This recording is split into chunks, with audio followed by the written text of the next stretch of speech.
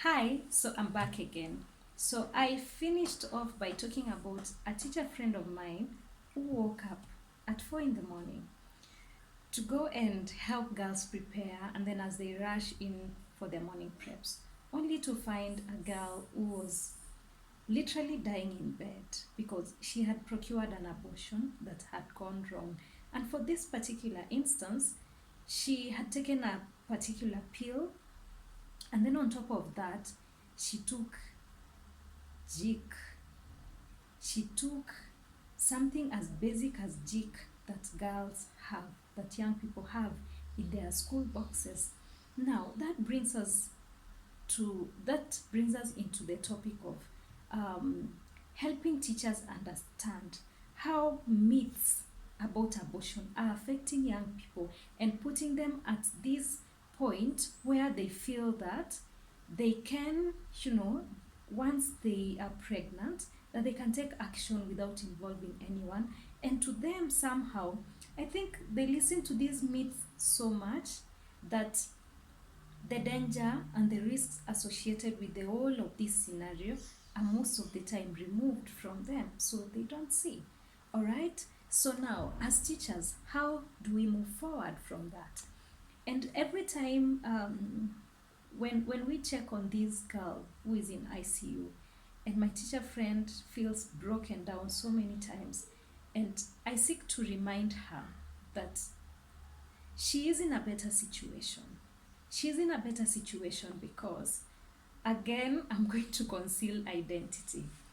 So, about a year or two ago, the media went into a school reporting the death of a girl. A girl was found dead in the dormitory. And so the media was splashed with this information. And then when the young people were being interviewed, the students and everyone else, they said that this particular teacher had denied this girl chance to go home and seek medical treatment and care, which is the reason why that teacher is now in court defending herself. And this is the scenario all around it. So after the media had highlighted this story, of course the teacher was apprehended. You go to the police station, record a statement, you go into the cell for a few days. Then after that, about a week later, the postmortem results came. This girl had procured an abortion, and then they came back to school, and by bad luck, the post-abortion complications occurred, and she was here in school. Okay. Now, without anyone's knowledge, she went in, slept, and I think she had bled so much. From what I know, from the information I have, she had bled so much, and then she had an infection. And other learners kept saying she was smelling. Okay. But then we action was not taken promptly. But then again, we cannot blame teachers some of these instances. For instance, as a teacher, how are you supposed to know that when my learner went home, all right, she procured an abortion and then she came to school, and probably that is the reason why she's sick? So teachers don't know. And that is why for this particular episode, I'm going to talk specifically and directly to teachers when it comes to issues of post-abortion care. Let us be very vigilant, especially the first 2 weeks when learners report to school. Those 2 weeks are critical because unfortunately, some of these learners procure an abortion without the knowledge of any teacher, without the knowledge of the parent, but only their peers. And within their peer circles, they contribute money, they go seek an abortion, and then when everything goes wrong, that's when you come to learn as the teacher. So now, how do we move forward? We move forward by giving our learners the right information on abortion, first of all, okay? So I've done my part, okay? As a curriculum specialist, as someone who is in the life skills field. So I talk about abortion in this book, all right? I talk about abortion in the peer book. In the peer book, when you look at page 160, I introduce abortion, talk about the effects of abortion, and even throw in a couple of statistics. All right. Then when you go to the teacher's book, all right, in the teacher's book, I've talked about post-abortion care, and I've even given a bit of information on how to know what are the telltale signs to look out for when you are looking at issues to do with abortion and young people.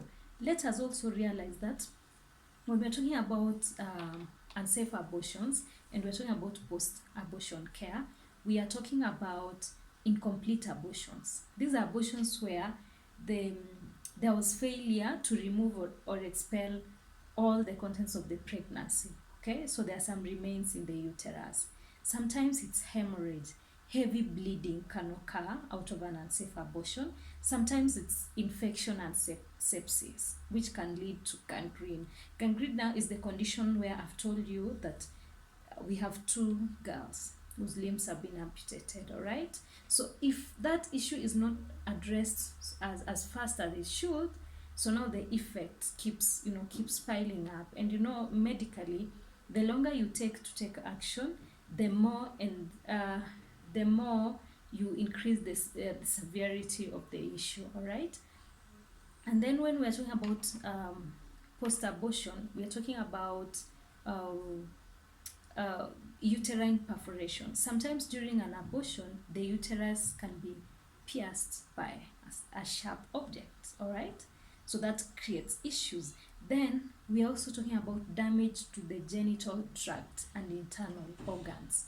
Sometimes these things that they insert into the uterus when they are trying to remove the pregnancy, and sometimes they insert things such as very sharp sticks or knitting needles or broken glass into the vagina, or sometimes even into the anus.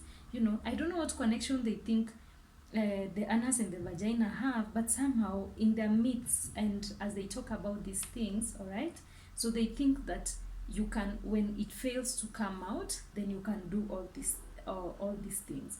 You can insert objects, you can take jik, or you can just take concentrated tea or coffee, to expel this, the abortion and all this. So what does this do to a person who has already carried out an incomplete abortion? It complicates their issue, right? So even as teachers and in the guidance and counseling department, even as we are offering support to these young people, it is important to talk to them, not just about the effects of abortion, all right? Not just about post-abortion care, but also address all the myths that they think they know about abortion and teenage pregnancy. Then once you address all these things, then allow them to get the right and correct information. And sometimes teachers feel lost in the whole of this maze, because you find that for you to access learning materials that will adequately enable you teach your learners, especially on these emerging issues, some parents are not cooperating. You tell a parent to buy a life skills book, and the next question that they ask teachers is, how is that life skills book helping them? Which exam are they going to sit? If there is no exam, the parent does not want to listen to anything to do with life skills material. My friend, life skills books, the exam that these young people take is real life situation and the ability to make an informed decision when they find themselves in these situations, all right? So let us also support teachers in helping them access, comprehensive material that will help them help our learners. So in the next episode, I'm going to talk directly to adolescent girls, all right? Thank you.